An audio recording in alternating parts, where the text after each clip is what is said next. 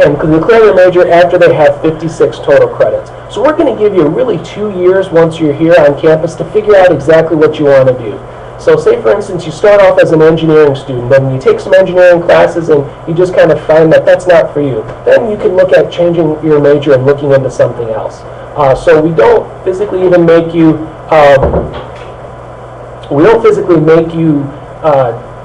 declare your major until you have 56 total credits. So I want to make sure that that's clear. Major preference has no bearing on your admission. It does not matter what you put in as your major for your application to Michigan State. We don't make you declare a major here at Michigan State until you have 56 total credits here at Michigan State. So that is essentially your junior year. So you will have 2 years of classes here at Michigan State to decide exactly what it is that you want to do. And you'll be working at taking some of those classes that some of those colleges require, like prerequisite coursework and GPA requirements. So for business, for example, you're going to need to take certain classes to get into the College of Business. For engineering, you're going to need to take certain classes to get into the College of Engineering. And same with education and a number of other different colleges that we have as well. We see a number of students that want to go into med school or law school or want to become a veterinarian, and it's going to take them more than just the 4 years to get a degree, and they want to continue to do other things. And that's absolutely fantastic. We house a ton of those students here. So a lot of students will choose pre-med or pre-law or pre-veterinarian as their degree choice, but you actually won't walk out of here with that as a major. So what I'm saying is if you're interested in pre-med, you'll end up graduating with a degree in biology or chemistry or animal science, for instance. So you won't walk out with pre-med on your diploma. That's not something you necessarily need to worry about now, but it is something that students kind of always wonder about. Can I graduate with a degree in pre-med? What if I want to go into pre-med? I don't know what I want to put for my major.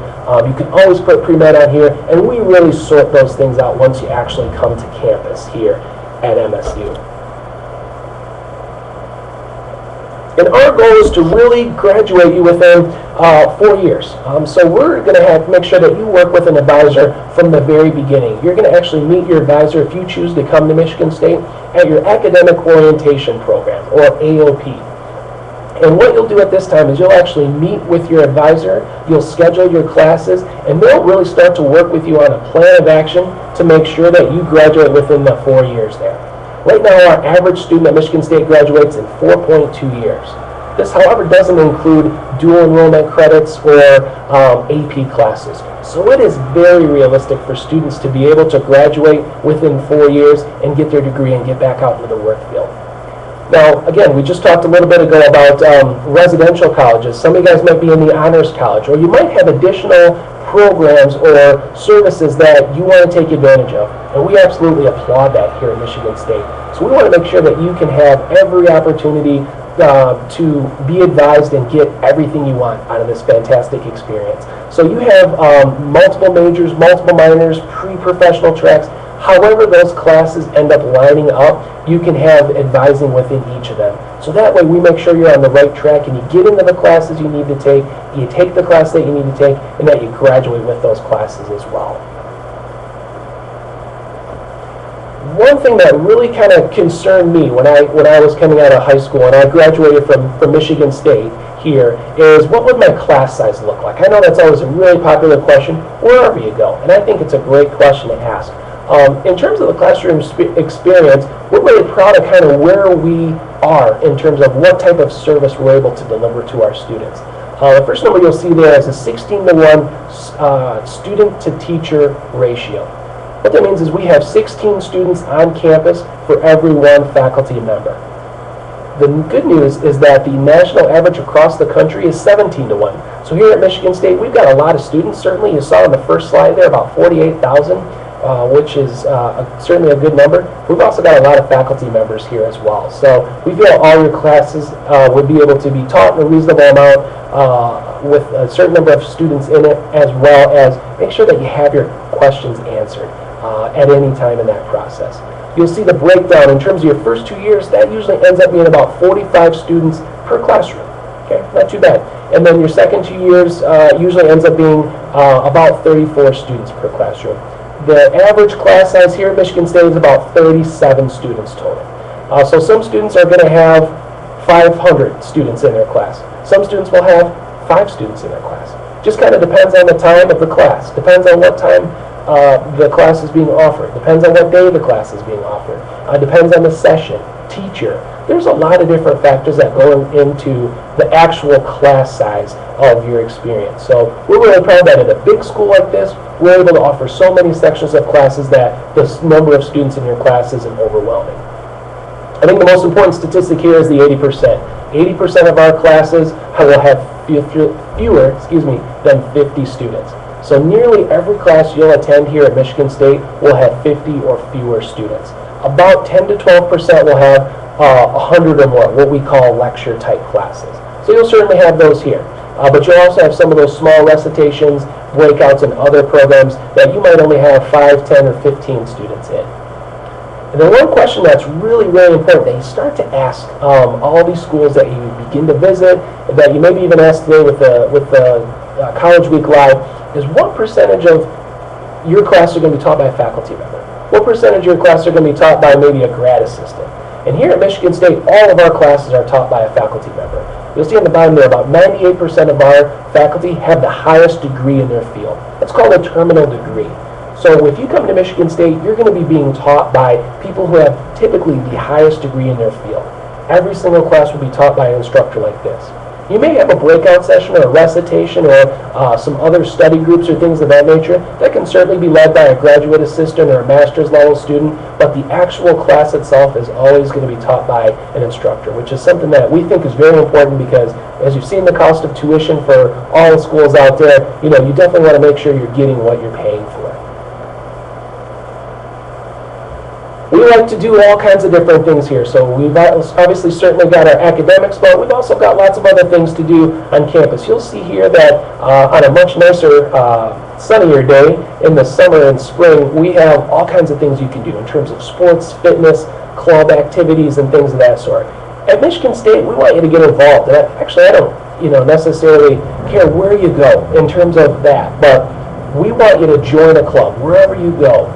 Join a club, get involved, do some different things, meet people, get out, and do different things. This is the best way to get the most out of your college experience. So we've got 3 IM or intramural facilities here on campus. You can think of them like a gym at home that's going to have weights, swimming pools, as you can see here, different cardio equipment. Students really find this is a great way to stay in shape and obviously, again, meet people as well. We've got both indoor and outdoor pools, so in the winter you'll be using an indoor pool. In the spring and summer you can use an outdoor pool if you like to do laps or just kind of enjoy swimming for fun. As you see there, we've got weight rooms and group exercise as well, different leagues for different sports. So we consider ourselves a very active campus. We want to see students that are getting involved academically as well as actively as well. We have the second highest club participation of any school in America. So we have 28 total club sports. This is fencing, dodgeball, basketball, volleyball. There are a lot of different club sports. And how those really differ from a Division I sport is the sense that you're not on a scholarship and you're typically not on TV. But with club sports, you're going to play against other universities. So here at Michigan State, you would play against other Big Ten universities like Minnesota, Wisconsin, Michigan, Penn State, Nebraska, etc. So you'll travel just like a Division I athlete would, but you just pay to play to be on these teams. And it just kind of depends on the sport in which you're doing. But this is a great way to get involved because so many students in high school are so very actively involved in sports. So we want you to keep up your sports here, whether you do that at the club level or just at the intramural level locally here on campus in East Lansing. We want you to continue with your athletics and stay fit. What I like about Michigan State is it is a community within itself. So we are located in East Lansing, Michigan. Like I said, that's right in the middle of the state here. But we are really kind of separated from the city of East Lansing. So basically one street will separate your campus life and your active East Lansing community life. So everything on campus is strictly campus related. Classrooms, buildings, dorms, football stadiums, etc. All that's all in one place. But then you can also walk across Grand River Avenue, as we call it here, and you can actually get off and take part in off-campus activities. You've got lots of different restaurants and other retail shops, and then you've also got different festivals that take place. Michigan State is, East Lansing rather, is kind of an artsy district. So if you ever want to get off campus, it's never more than a couple of minute walk away, and East Lansing is a great town to live in. And again, as I said it, I don't care where you go. We'd love for you to come to Michigan State, but I want you to be involved. I want you to be active in what you do. So there are 630 different organizations that we have here at campus. So we've got the fencing club, we've got ski club, we've got a breakdance club, we've got a Harry Potter Quidditch club, we've got the Paranormal Society, we've got future business students. So pretty much anything that you can think of that you might be interested in as a student, we've got here as an organization. Again, this is a great way to get out, meet people, and get the most out of your studies. Great way to network, and some students really find it enriching to create a club of their own. So if you have 2 or 3 other people that think that you have a pretty good idea, you can create your own club. Every year in our Breslin Center, which is where men and women play basketball, we have an event called Sparticipation. So we have every year all 630 clubs that are represented in the Breslin Center, and you can just walk up and down the aisles to find out which club best suits you. Some students join more than one club. There's no limit to that. So again, wherever you go, especially if you come to a place like Michigan State, we want you to get involved academically, athletically, as well as in a student organization, both social as well as academic. There's so many things to do here that we feel there's just too many opportunities to not join one of those. I recruit all over the country, and one thing that a lot of students always ask is, well, what makes Michigan State different from this school? What makes Michigan State different from this school? And, you know, there's not really one specific answer that you can answer for that. Michigan State is different on so many different levels, and I think it really comes down to the person and their experience that they want to have and the experience that they're looking for. One thing that Michigan State is known all over the world for is for studying abroad. Michigan State ranks in the top 10 for international students and study abroad. Okay, so we both bring in students here that are international, and when we send students abroad to other countries. So we are within the top 10, and we've been in the top 10 for quite some time. We really think study abroad is a very important component of learning, not only here in East Lansing, but learning abroad. We have somebody here in the office that is an Italian major, and she's going to be going to Italy this summer to study Italian. We have 60 different countries we go to. We have 275 different programs. We go to all 7 continents, which means we go to Antarctica every single year, and there's a line of students that want to do that. And we have about 33% of our students will study abroad. So we send 1 in 3 students abroad for maybe a couple of weeks, maybe a summer, maybe a semester, or maybe even an entire year. So it just kind of depends on the experience that you want to get out of that. We have even a program that you can start before you come to Michigan State called a freshman seminar abroad. And you can actually do that the senior year, between your senior year of high school and your freshman year here at college. So every student chooses to do that at a different spot. But if there's one piece of advice I could give to you, it would be to study abroad. I really think that's an amazing opportunity, and sometimes it's just the same amount of tuition. So you could take 15 credits here in East Lansing, or you could take 15 credits in Europe. It ends up being about the same in terms of dollars per tuition. So every situation is a little bit different. You will get inundated with study abroad information if you come to Michigan State here. And that's something that we're really proud of being in the top 10 for both bringing international students in as well as sending our students off to another place to study. There's so many different ways, again, to get involved, and there are so many facets in terms of the academics as well. So one thing that does make Michigan State a little bit different, and every school works differently, is we allow our undergraduate students to do research here. A lot of universities will only let their graduate level students do research. If you're a freshman and you're here at Michigan State, sometimes you could do an undergraduate research project. So a lot of students, especially if they're in the sciences or they're in an area that is always conducting research, you have an opportunity to do that as a freshman, which is pretty rare. A lot of schools will just have you wait until you're a grad level student. So this is a great way to research what you're learning about. This is a great way to get involved and get immersed into what you're learning about. You'll learn a lot out of a book. You'll learn a lot out of a classroom. But when you start to research and you start to look at all sorts of different perspectives about your area, it becomes so much more enriching. So we definitely want our students to do undergraduate research. A lot of the students that do that undergraduate research are housed in our Honors College. So our Honors College is an invitation-only college for high-achieving students. How it starts to get into the Honors College is if you have a 30-plus on your ACT or the equivalent on the SAT, and you're in the top 5% of your graduating high school class, we're going to invite you into the Honors College as a freshman. From there, you're going to have some different resources at your disposal, that some other students might not have. So this means innovative learning. This means that you can do some of the undergraduate research we just talked about. This means you can take grad level classes as a freshman. This means you have priority enrollment. So if you need to get into a class, you'll be able to enroll for those classes before other students get to, as well as other scholarship opportunities that come up as well. So to be able to say you're in the Honors College is great. But we want you to be able to put that Honors College to degree to some use and actually get a lot of that here. So our Honors College, you can start as a freshman from high school, but you can also get into the Honors College after your first year of classes here. If you're in, I believe, the top 10% of your major here at Michigan State, we'll invite you into the Honors College as a freshman here on campus. So there's a couple of different ways to get into the Honors College, but it is that invitation only, and that encompasses every major. And again, you can use the resources that you would get from a counselor or an academic advisor in honors, as well as what you have with your typical degree. So we see a lot of students that really choose to bundle those resources to make sure that they have everything.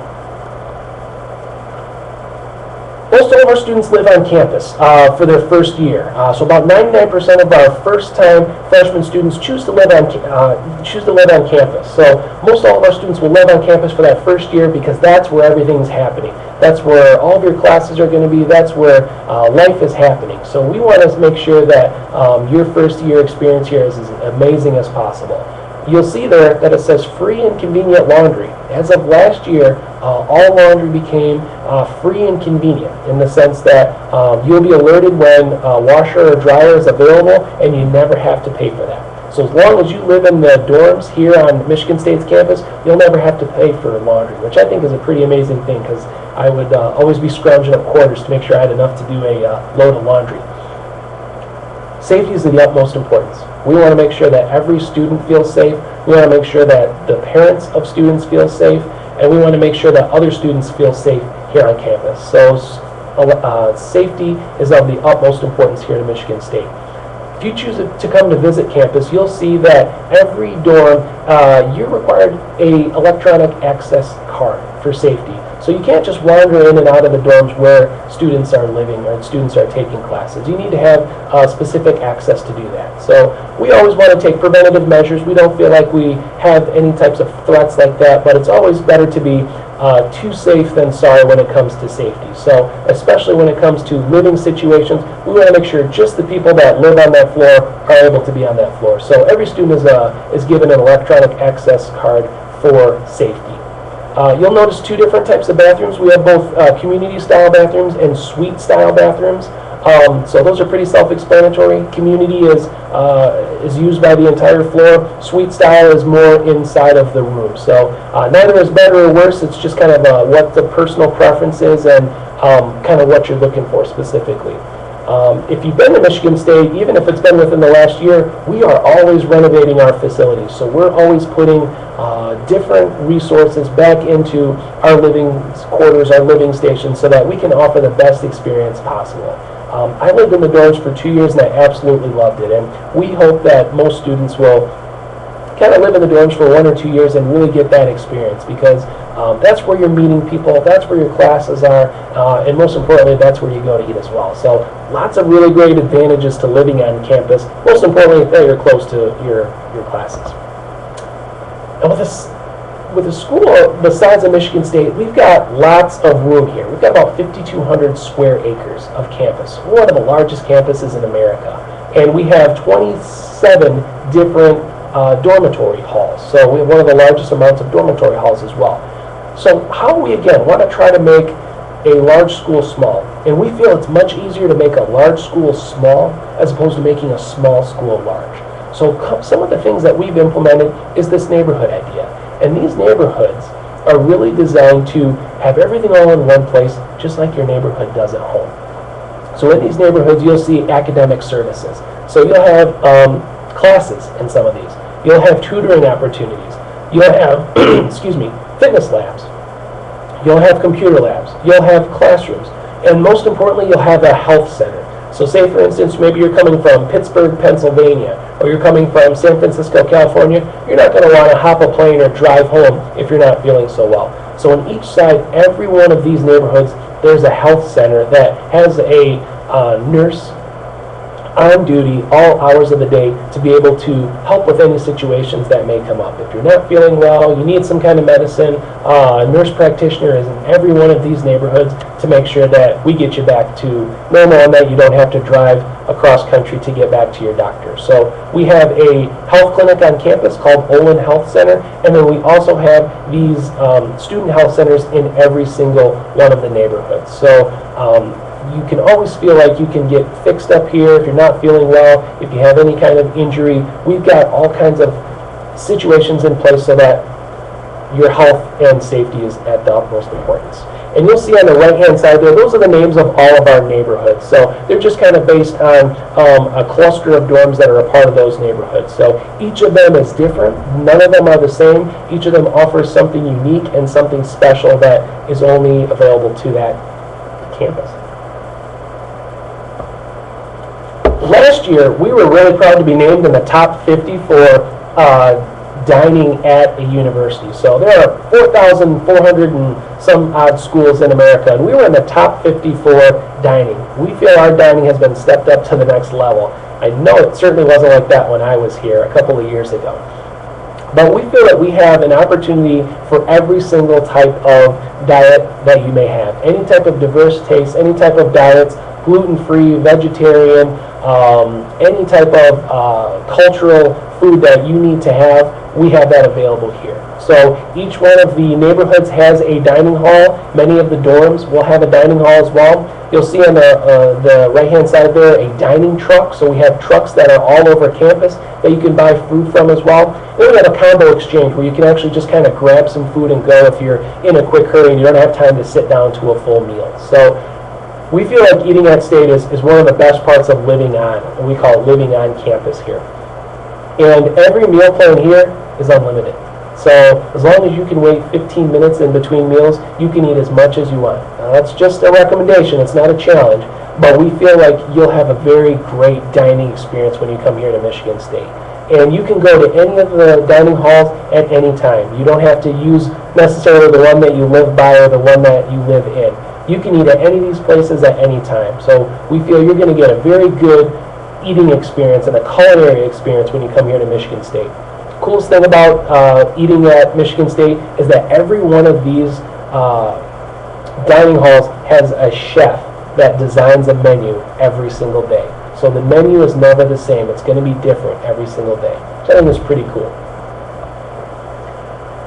So we kind of think about, what it takes to get to Michigan State, and Michigan State's become a moderately selective school in the sense that, there's certain types of things that we're looking for.